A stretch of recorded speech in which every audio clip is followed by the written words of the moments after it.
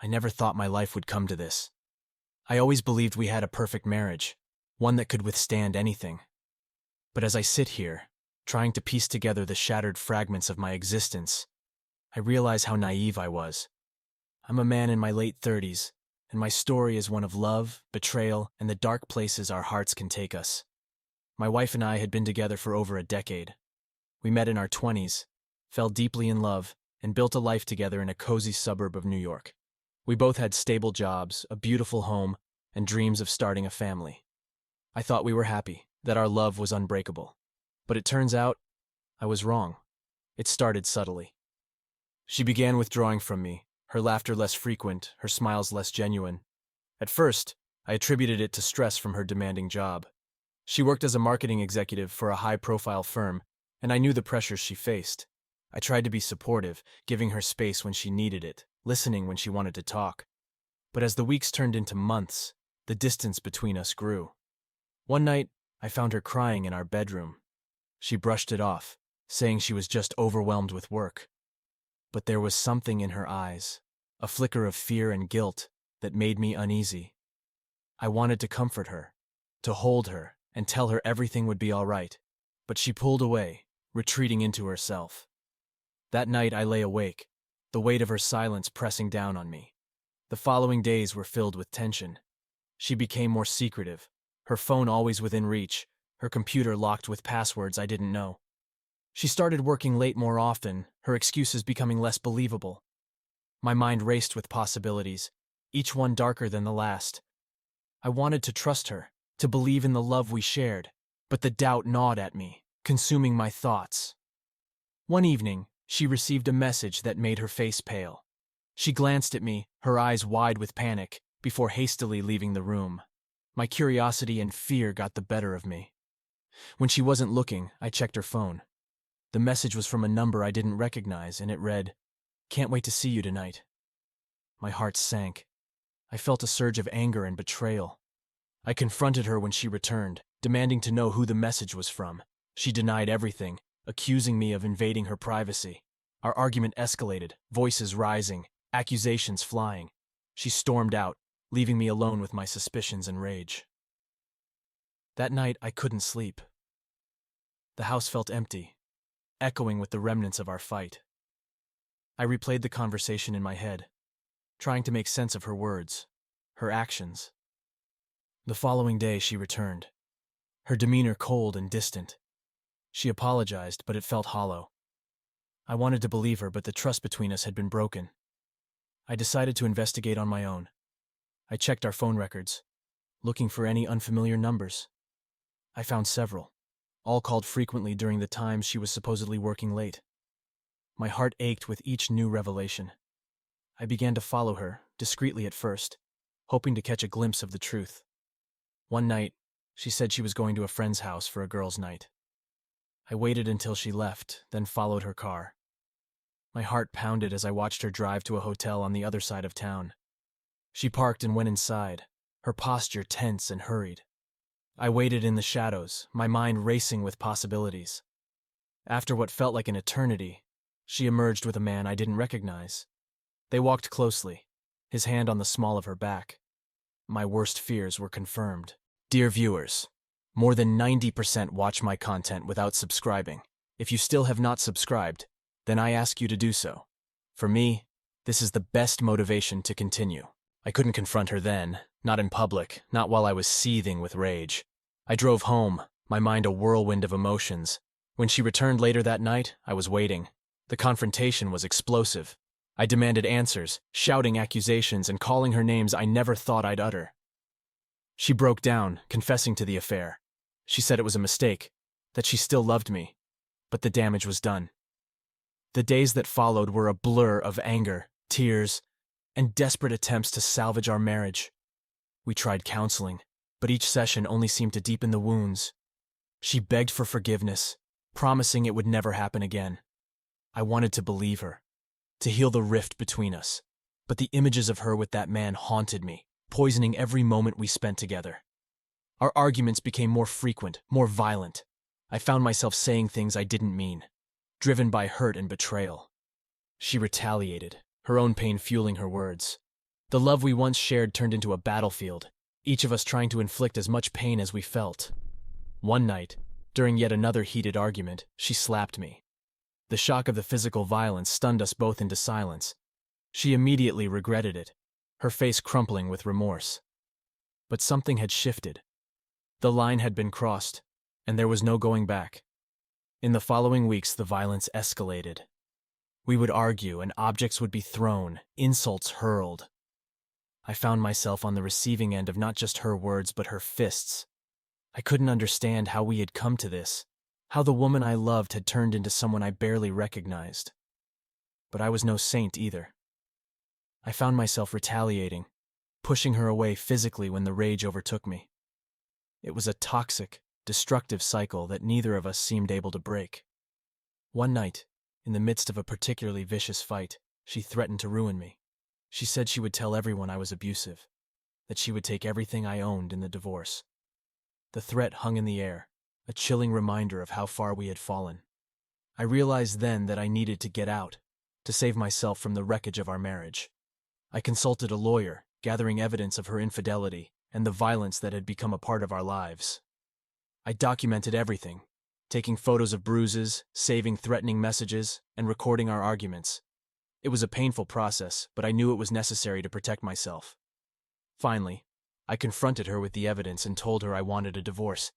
She reacted with fury, denying everything, blaming me for the breakdown of our marriage. But the proof was undeniable, and she knew it. The reality of the situation sank in, and she crumbled, begging me to stay, to give her another chance. But my decision was final. There was no saving what we had destroyed. The divorce was ugly, as I had expected. She fought for everything, using every tactic she could to make my life miserable. She spread rumors, trying to turn our friends against me. She demanded alimony, claiming she couldn't survive without my support. But the evidence I had gathered spoke for itself, and the court ruled in my favor. The day the divorce was finalized, I felt a strange mix of relief and sorrow. The love we had shared was gone, replaced by bitterness and pain. But I was free to rebuild my life, to find happiness again. The process of healing was slow. I moved to a new city, leaving behind the memories of our life together. I focused on my career, throwing myself into my work as a way to distract from the pain. I reconnected with old friends, finding comfort in their support. I started therapy, determined to understand my own role in the destruction of our marriage, and to ensure I didn't repeat the same mistakes. I also began dating again, though cautiously. The fear of betrayal was ever present, a shadow that loomed over every new relationship. But I knew I couldn't let my past define my future. I met a woman who understood my pain, who had been through her own share of heartbreak. We took things slowly, building trust one step at a time. Dear viewers, I ask you to subscribe to the channel under this video. I will be very grateful to you. The months following the divorce were a blur of emotions. I had escaped a toxic relationship, but the scars it left were deep. Therapy helped, but there were days when the weight of it all felt unbearable. My therapist suggested I channel my emotions into something constructive, so I started writing a journal. It became my confidant, a place to pour out my thoughts and fears. As I wrote, I began to notice patterns in my behavior, triggers that set off my anger and distrust. I realized that part of my healing process involved forgiving myself as much as forgiving her. I had made mistakes too, and acknowledging them was the first step towards healing. One of the most challenging aspects was dealing with the social fallout. Mutual friends had taken sides, and I found myself losing people I had considered close. The rumors she spread painted me as the villain, and I had to learn to live with the judgment and whispers. It was a lonely time, but it also showed me who my true friends were, the ones who stood by me, who believed in me despite the gossip. In my new city, I started to build a new life. I joined a local gym, using physical exercise as a way to cope with my stress. Running became my sanctuary, a way to clear my mind and regain a sense of control. I also took up cooking, experimenting with recipes and finding joy in the simple act of creating something nourishing. Work was another refuge. My new job was challenging, but it provided a sense of purpose. I threw myself into projects, often working late into the night. My colleagues were supportive, though I kept my personal life private. It was easier that way, not having to explain the pain and betrayal that had driven me to start anew. But despite my efforts to move on, the fear of betrayal lingered. Dating was difficult. I met several women, some through work, others through friends, but each time I felt a wall between us. I was terrified of letting anyone get too close, of being hurt again. I found myself sabotaging relationships before they could even begin, using my work as an excuse to avoid commitment. It wasn't until I met her that things began to change. She was different from anyone I had ever known. Kind, understanding, and patient. We met at a charity event, both of us volunteering for a cause we cared about. Our connection was immediate, but I was cautious. I didn't want to rush into anything, didn't want to risk another heartbreak. We started as friends, spending time together without the pressure of a romantic relationship. We talked about everything, our pasts, our dreams, our fears. She knew about my divorce, about the pain I had endured, and she accepted me without judgment. Her empathy and understanding were like a balm to my wounded soul. As our friendship deepened, I found myself opening up in ways I hadn't thought possible. I shared my journal with her, letting her read the raw, unfiltered thoughts I had poured onto its pages. She listened, offering support and insights that helped me see things from a new perspective. Her presence in my life was a beacon of hope, a reminder that I could still find happiness and love. Eventually, our friendship blossomed into romance. It was a slow, tentative process, but it felt right. We took our time, building trust and intimacy step by step. She taught me the importance of communication, of expressing my fears and insecurities rather than hiding them. With her, I felt safe, cherished, and respected. As we grew closer, I introduced her to my family and friends. Their acceptance and support meant the world to me. They saw how happy she made me, how much I had changed since the divorce. For the first time in a long while, I felt hopeful about the future. Our relationship wasn't without its challenges.